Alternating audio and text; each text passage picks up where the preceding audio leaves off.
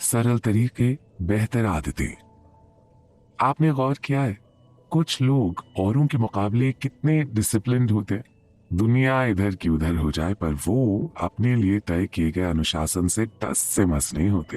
काम पर हो या छुट्टी पर, घर पर हो या बाहर, तबीयत अच्छी हो या खराब, अपने रूटीन को नहीं बदलते। इस तरह के शेड्यूल को बनाने के लिए बहुत ज़बरदस्त सेल्फ अवेयरनेस की ज़रूरत होती है और उससे बंधे रहने के लिए और भी ज़्यादा सेल्फ डिसिप्लिन की। अपने लिए बनाए गए नियम और कायदों को मजबूत करने का एक आसान तरीका है ट्रेजर मैप बनाना। जी हाँ, जो भी आप हासिल करना चाहते हैं उसका एक कोलाज बना ले, लिख कर या उसकी फोटो लगाकर। यह आपको याद दिलाएगा कि आपकी नई सकारात्मक आदत आपके लिए इतनी ज़रूरी क्यों है और इससे आपके जीवन में क्या क्या सुधार आ सकते हैं। ये कोलाज आपको उन दिनों और अधिक प्रेरित करेगा जब आपका उत्साह ना थोड़ा सा कम हो रहा हो। मनुष्य के रूप में हम सब अपनी आदतों से बंधे हैं। हम में से कई लोगों में बुरी आदतें होती हैं, पर इसका मतलब ये नहीं कि आदतें स्वाभाविक रूप से खराब हैं।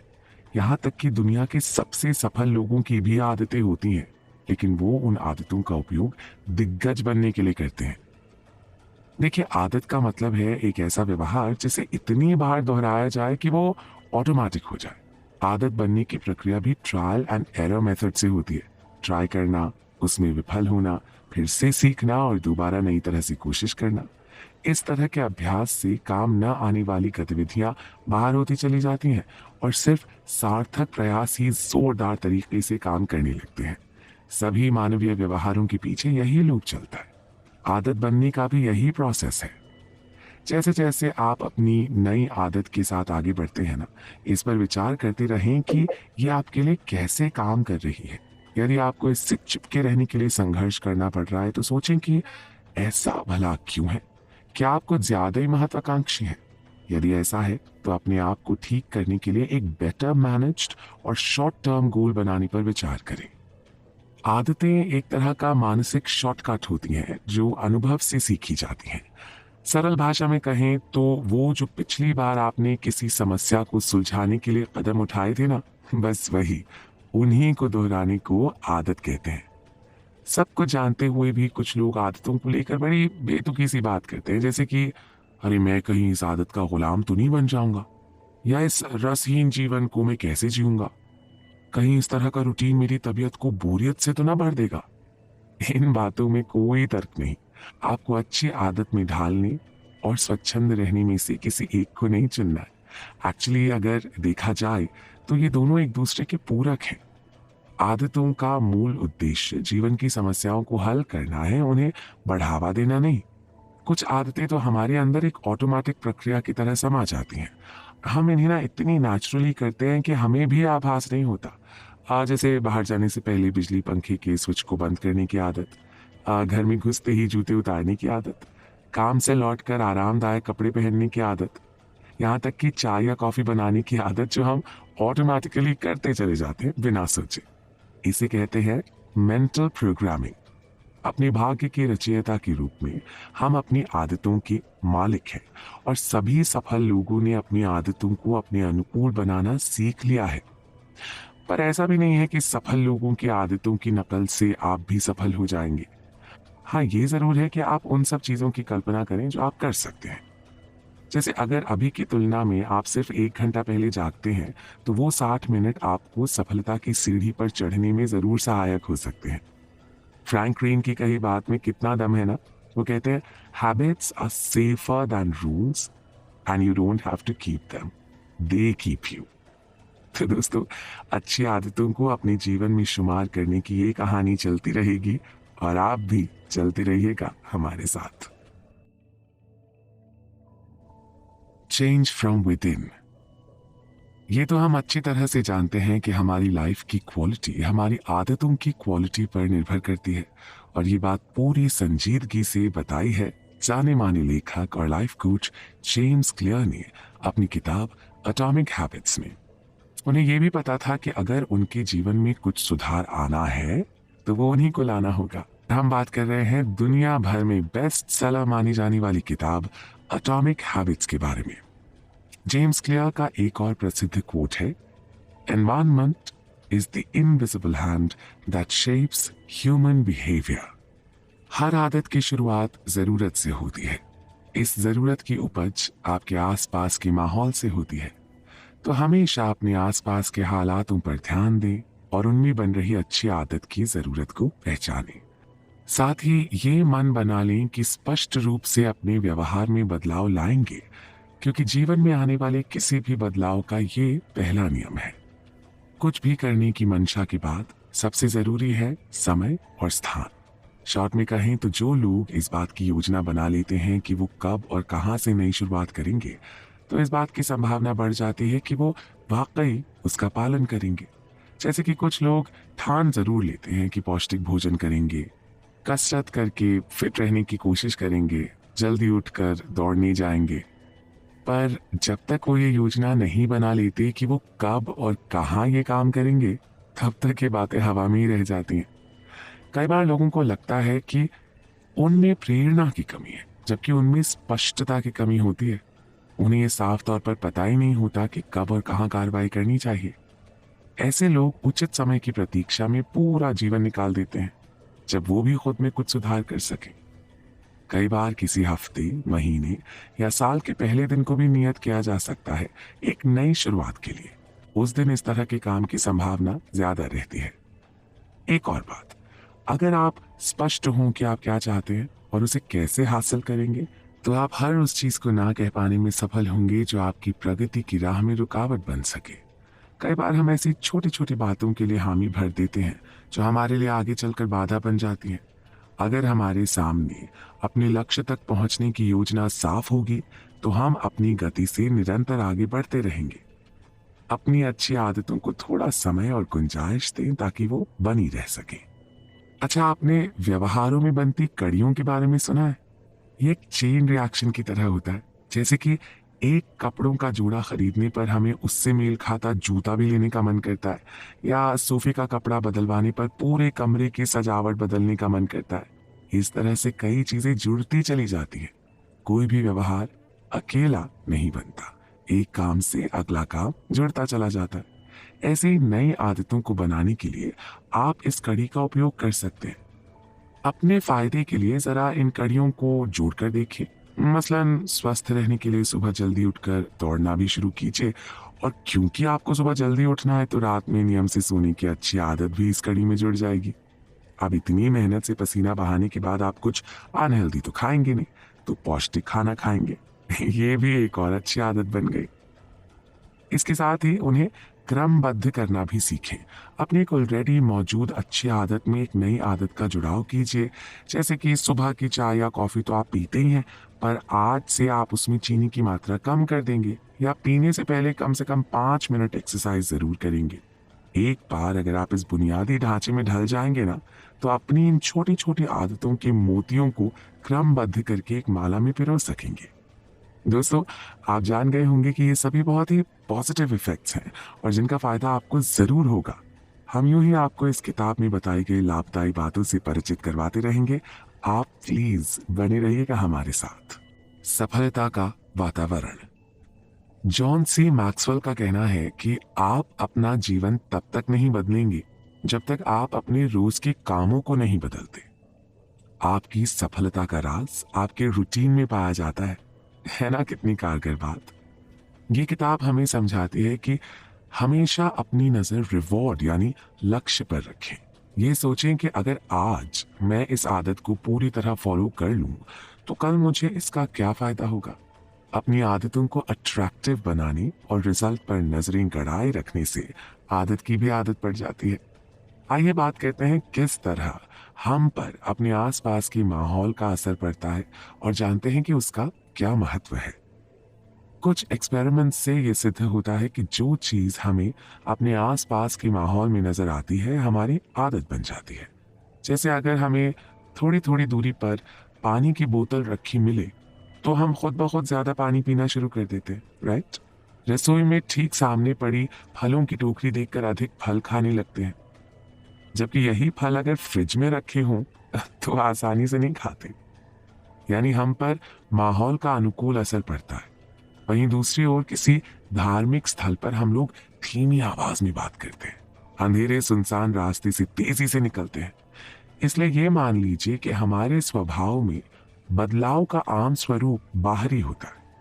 इसी कड़ी में आगे बात करें तो कई बार हम बाजार से कुछ ऐसी वस्तु खरीद लाते हैं जिनकी हमें कुछ विशेष आवश्यकता नहीं होती, पर वो बिल्कुल आंखों के सामने होने के कारण ना हमें आकर्षित करती है। अक्सर ऐसी चीजें खरीदने के बाद हम सोचते हैं कि इसको किस उपयोग में लाएं। तो देखा आपने, यहाँ पर भी हमने बाहरी माहौल के अनुसार व्यवहार बरता। साथ ही ये भी जान ली कि कोई जरूरी नहीं कि आप अपने आसपास के माहौल का शिकार ही बने। कई बार उसे रचने वाले भी आप ही होते हैं। अपनी अच्छी आदतों के लिए ये स्ट्रैटेजी अपनाएं। अपने आसपास के माहौल में ऐसी चीजें रखें जो आपको लगातार सही काम करने की याद दिलाएं, जैसे पानी पीने की, दवा खाने की, पत्र व्यवहार करने की, कोई म्यूजिकल इंस्ट्रूमेंट बजाने से लेकर हर वो बात जिसमें आपकी भलाई छुपी हो, अपनी नज़र के सामने ही रखें। वहीं कुछ ऐसी आदतें जिनसे आप दूर होना चाहते हो, उन्हें अपने सामने ना पड़ने दें। जैसे कि अगर आप सिगरेट छोड़ना चाहते हो तो उसकी डिब्बी, माचिस, एस्ट्रे जैसी चीज़ों को कहीं छुपा कर रख दें। वो सब जो आपकी सफलता के रास्ते में आए, उनको अपने आसपास जगह न दें।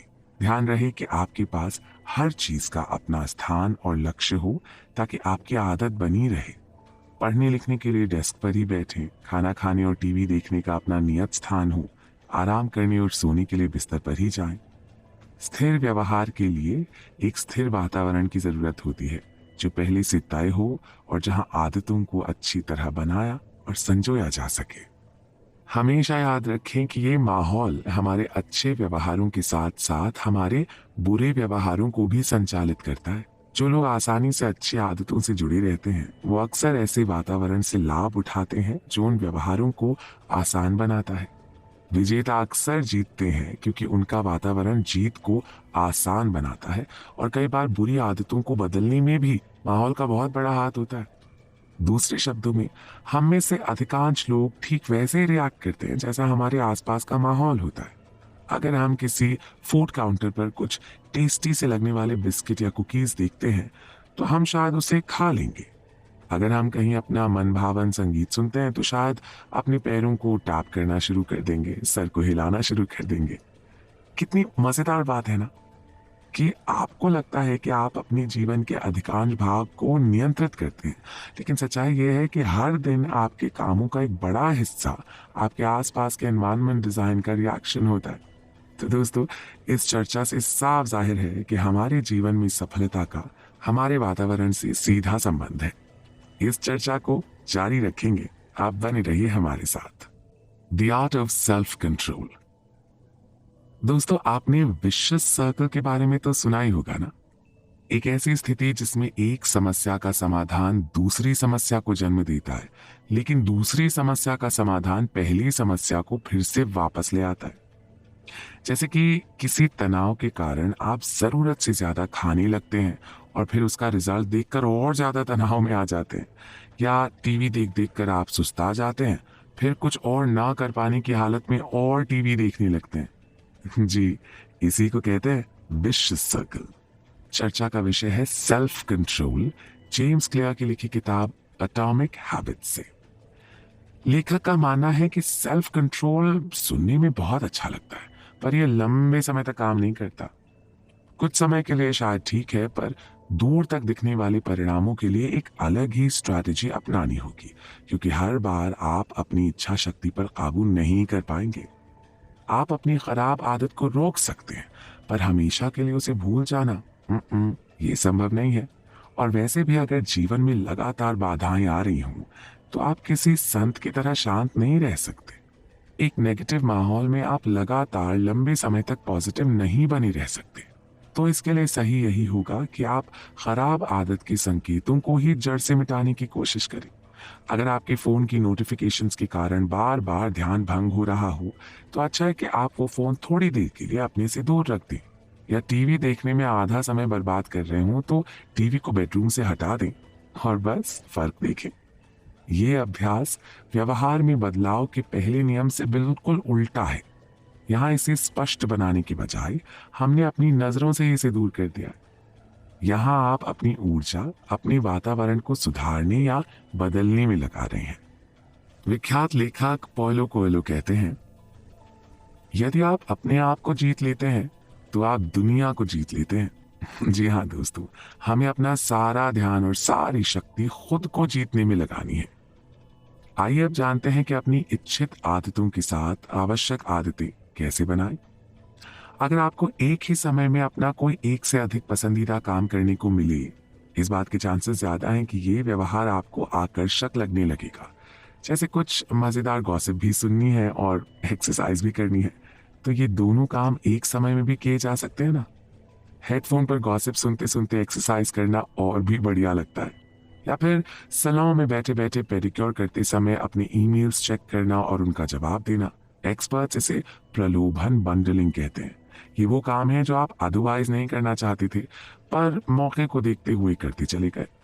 इनमें गॉसिप सुनना आपकी इच्छा थी और एक्सरसाइज करना आपकी आवश्यकता, और पेडिक्योर करना भी आपकी इच्छा थी, लेकिन मेल्स का रिप्लाई करना आवश्यक था।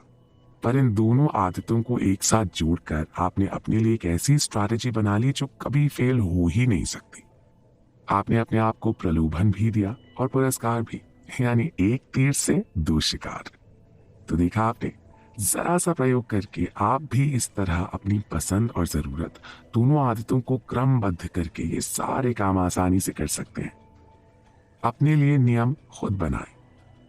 जैसे कि आपको कोई गेम भी देखना है लेकिन आपको सेल्स का काम भी करना है, तो अपने लिए कुछ यूं नियम तय करें। मैं लंच तक कम से कम 3 सेल्स कॉल कर लूंगा और तभी लंच के बाद मैं गेम देखूंगा। या आपको सोशल मीडिया पर अपडेट करना है लेकिन फिजिकल एक्सरसाइज भी करनी है, तो कुछ यूं नियम बनाएं कि मैं अपना फेसबुक फोटो चेंज करूंगी लेकिन उससे पहले कम से कम 10 मिनट की ब्रीदिंग एक्सरसाइज जरूर करूंगी। इस तरह जिस काम को करने की जरूरत है ना, उसके साथ साथ एक ऐसा काम भी हो जाएगा जिसे करने की इच्छा है।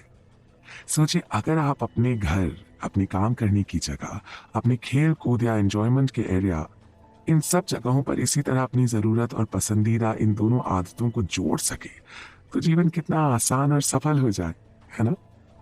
तो दोस्तों, ये सफर जारी रहेगा, आप भी बने रहिएगा हमारे साथ।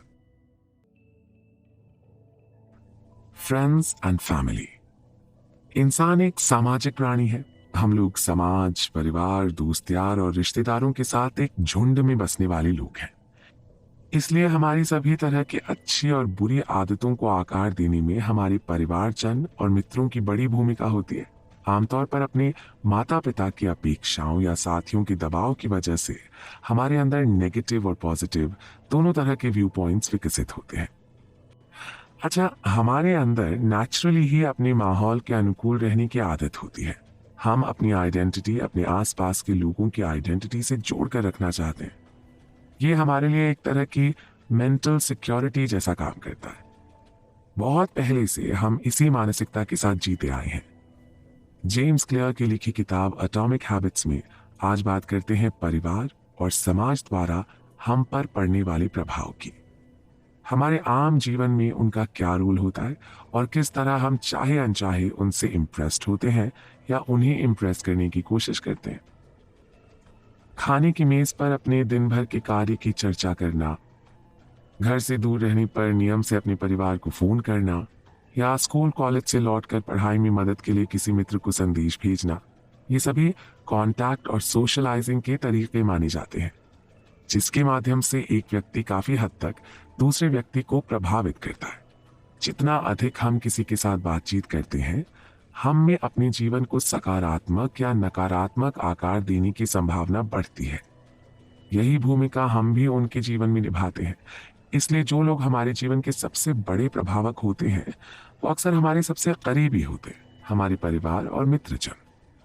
साथ ही जान लें कि हम अपनी आदतों को चुनते नहीं, बल्कि अपने घर परिवार में चली आ रही आदतों की ही नकल करते हैं। ये हमारे दिमाग में बनी होती हैं। समाज के बनाए अनकहे से नियम और कायदे हम बस फॉलो करते चले जाते हैं। पढ़ाई के बाद अच्छी नौकरी, नौकरी के बाद शादी, शादी के बाद बच्चे, फिर उनकी पढ़ाई, उनकी नौकरी, उनकी शादी। ये एक ऑटोमेटिक सा सर्कल है जो आमतौर पर चलता ही रहता है, चलता ही रहता है। ऐसी कितनी ही बातें आदतों के रूप में हमारे अंदर ढल जाती हैं और हम बिना सोचे समझे या कोई सवाल किए ही इनका अनुसरण करते रहते हैं। और कितनी ही बार तो हमें ये सब बोझ भी नहीं लगता। हर कोई अपने समूह के अनुकूल रहना चाहता है। मसलन अगर आपके घर में सब किसी खेल को पसंद करते हैं ना, और आप भी उसे अच्छा खेलते हैं, तो अक्सर आपको इस बात पर शाबाशी और पुरस्कार मिलता है। ये आपको और अधिक प्रोत्साहित करता है और उस दिशा में आगे बढ़ने के लिए और ज्यादा आपका मनोबल बढ़ाता है। अगर आपके काम का क्षेत्र ऐसा है जहां हर कोई महंगे सूट पहनता है, तो आप भी इस दिखावे में बिना दिमाग लगाए शामिल हो जाएंगे। और हाँ, अक्सर दोस्तों के साथ हम उन्हीं की जैसी भाषा का उपयोग करते हैं ताकि सब एक दूसरे की बात को समझें, एक ही श्रेणी के लगे और कोई खुद को बाहर का महसूस ना करे, है ना? तो मेनली हम 3 तरह के समूह के साथ रहते हैं और उनसे प्रभावित होते हैं। पहला, हमारा करीबी समूह यानी हमारे मित्र या परिवार के लोग। वो क्या खाते पीते हैं, कैसे बात करते हैं, किस तरह के भौतिक सुखों का आनंद लेते हैं, समाज में उनकी क्या स्थिति है, ये सब हम बिना कुछ सोचे समझे ही अनुसरण करने लगते हैं और इसे बेहद नॉर्मल माना जाता है। दूसरा समूह वो जो हमें प्रभावित करता है, वो है बड़ा समूह, एक ऐसा ग्रुप जो आपके लिए अनजान होता है। कई बार जब हम अनिश्चित होते हैं तो सही सलाह के लिए किसी ऐसे बड़े समूह की ओर देखते हैं जो हमें उस विषय का एक्सपर्ट मालूम होता है। जैसे कोई ऑनलाइन खरीदारी करने से पहले हम रिव्यूज पढ़ते हैं और उनसे प्रभावित होकर अपने निर्णय लेते हैं। हम इन लोगों को जानते नहीं हैं पर मानते हैं। और तीसरा समूह है शक्तिशाली या ताकतवर समूह। ये वो समूह है जो अपनी प्रतिभा और प्रतिष्ठा से हमें आकर्षित और प्रभावित करता है। इसमें अक्सर ऐसे महान लोग और सेलिब्रिटीज होते हैं जिनसे शायद हमारी कभी मुलाकात ना हुई हो, पर जो हमारे जीवन पर एक अमिट छाप छोड़ जाते हैं। और कई काम हम कुछ खास समय पर सिर्फ इसलिए भी करते हैं क्योंकि हम चाहते हैं कि लोग हमारे बारे में अच्छा सोचें। जैसे किसी को अपने घर बुलाने पर अपने घर की साज सज्जा को बढ़ाना। कितना दिलचस्प है ना ये सफर। तो हमारी बातचीत का सिलसिला यूं ही चलता रहेगा। आपका साथ भी बना रहे।